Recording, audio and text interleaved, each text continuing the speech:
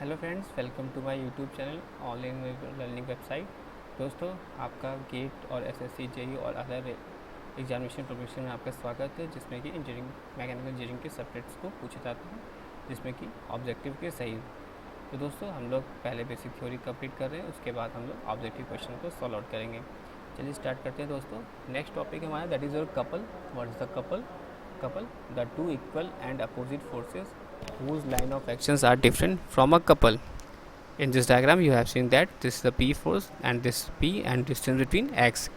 तो जो perpendicular distance X है वो between the line of action of two equal and opposite forces is known as arm of couple, and the magnitude of the couple is the product of one of the forces and the arm of the couple. तो what is the formula of moment of couple क्या हो जाएगा? P into X.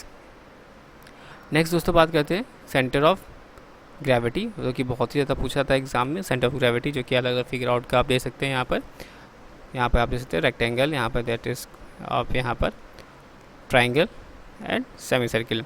तो the point centre of gravity की अगर बात की जाए तो सेंटर ऑफ ग्रेविटी क्या है? तो the point through which the whole mass of the body act, जहाँ ऐसा पॉइंट जहाँ पर पूरी बॉडी का जो होल मास है वो वहाँ पर बॉडी एक्ट कर रही है। The point through which the whole mass of the body act irrespective of the position of the body is known as the center of gravity, जिसको हम सिंपल से नोट करते हैं CG से।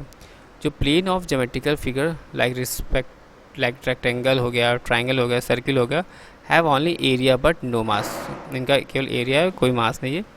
तो जो इनका सेंटर ऑफ एरिया होगा सच फिगर का इज नोन एज सेंट्रॉइड या सेंटर ऑफ ग्रेविटी कहलाता है, होता है एरिया ऑफ द बॉडी का। It is the body, it is the may be noted that the every body has one and only one center of gravity, and the center of gravity is of some simple figures as shown figure is below.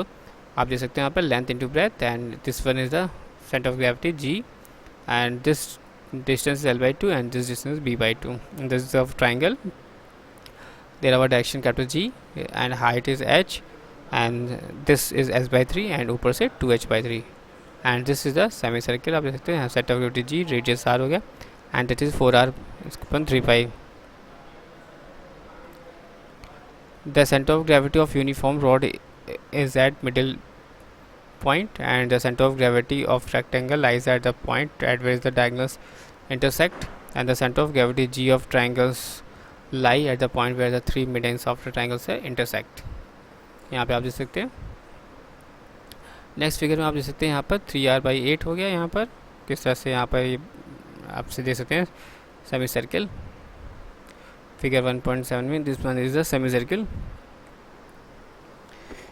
Next दोस्तों देख सकते हैं the centre of gravity of the semi circle is the distance 4R/3 from its base measured along this vertical radius. Fifth in this figure यहाँ पे आप देख सकते हैं the centre of gravity of hemisphere, ये हेमिस्फीयर है। तो यहाँ पे लाइन ऑफ डिस्टेंस जो यूज़ करें 3R/8 यूज़ कर रहे हैं फ्रॉम इट बेस से और measured along the vertical radius. Six question, six में आप देख सकते हैं फिगर यानी 1.9, जो कि एक ट्रेपेजियम है जिसमें आप देख सकते हैं दो पैरेलल साइड्स हैं A और B, और इनके बीच में लाइट डिस्टेंस कितनी है दोस्तों? H/3 2A+3/A+B। नेक्स्ट दोस्तों यहाँ पे देख सकते हैं फिगर 1.10 में, यहाँ पर आप देख सकते हैं cone, the centre of gravity of right circular solid cone, जो कि लाइक कर रहा है the distance of H/4 from it base and measure along the vertical axis. Next हम लोग बात करेंगे मूवमेंट ऑफ इनर्शिया की, जो कि काफ़ी ज़्यादा इंपॉर्टेंट है movement of inertia and what is the formula. तो यहाँ पे आप डायग्राम में दे सकते हैं मास m1 m2 m3, और यहाँ पे करस्पॉन्डिंग डिस्टेंस ये k1 k2 and k3, this is the rigid body and this is a fixed line. तो मूवमेंट ऑफ इनर्शिया की बात करते हैं तो it may be defined as the movement of the movement that is second movement of the mass of area of a body. It is considerably about total mass हमने मान लिया small m है और कंपोज कर लिया small particles में m1 m2 m3 and it respective distance k1 k2 and k3 are the distance from the fixed lines. और then mass movement of inertia of the whole body is given by the I equal to क्या हो जाएगा m1 k1 square plus m2 k2 square plus m3 k3 square dash dash dash I equal to m k square. If instant of mass the area of the figure is taken into consideration, the moment of inertia of the area is given by I is equal to a1 k1 का square plus a2 k2 का square plus a3 k3 का square dash dash a के square, जहाँ पर k जो है हमारा वो कहलाता है radius of gyration. It is defined the distance of the given difference where the whole mass और area of the body is assumed to be concentrated to give the same value of I. In SI units में the units of mass, moment of inertia kg meter square, the moment of inertia in the of the area is expressed in m की power 4 या mm की power 4. If the moment of inertia of a body is about an axis passing through the center of gravity is known as, then the moment of inertia about any other parallel axis may be obtained by using parallel axis theorem. According to a parallel axis theorem, the moment of inertia about a parallel axis का formula क्या हो जाता है दोस्तों, I P equal to I G plus M H square considering mass of the body equal to I G plus A H square considering area of the body, and H यहाँ पर हमारा क्या use करते हैं, distance between the two parallel axis. So the following are the values of I and the simple cases. First, that is the moment of inertia of a thin disk of mass m and radius r. So about passing through its center of gravity and perpendicular to it the plane of the disk. तो I g equal to क्या जाएगा M R square by two, इसको हम solve करेंगे, that is 0.5 M R square. और अगर moment of inertia और diameter की बात करें तो I D equal to M R square by 4 यानी 0.25 M R square.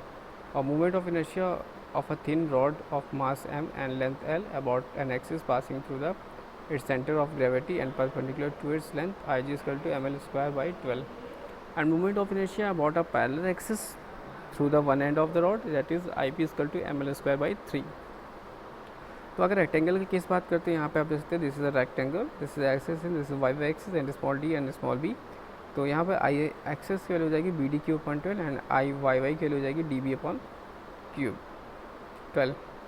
Moment of ratio of the inertia of hollow rectangle section की बात करें तो आई एक्स एक्सिस की वैल्यू हो जाएगी B D cube upon 12 minus small B D cube upon 12 और I Y Y की वैल्यू हो जाएगी D B cube upon 12 minus D B upon cube upon 12. और फिर यहाँ पर सर्कुलर के केस में आप देख सकते हैं what is in case of circular. तो सर्कुलर केस में हम लोग फॉर्मूला यूज़ करते हैं I moment of inertia I axis या आई वाई वाई के केस में पाई डायमीटर सेम होता है डी कैपिटल डी की power 4 upon 64.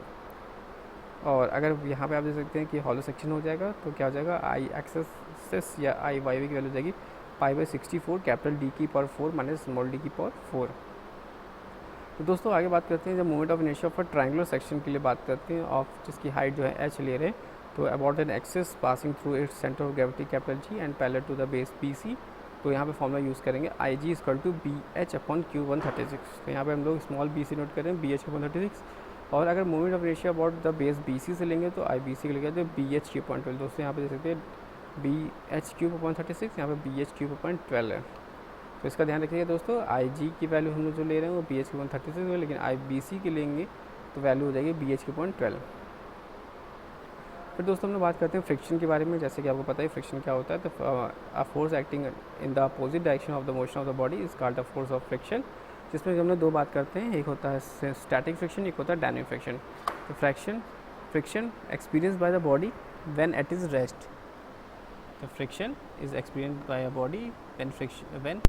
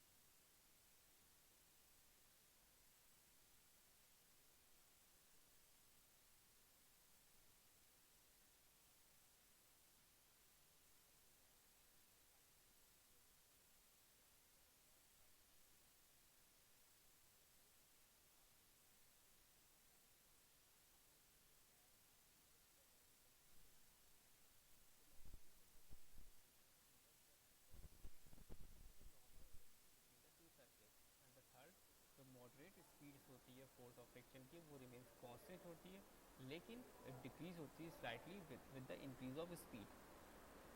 What is the coefficient of friction? Coefficient of friction का फॉर्मूला जो होता है mu equal to F upon R N होता है।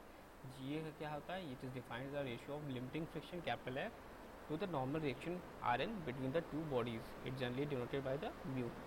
तो आप यहाँ पे देख सकते हैं कोफिशिएंट ऑफ फ्रिक्शन म्यू की वैल्यू कर देंगे एफ अपॉन आर एन।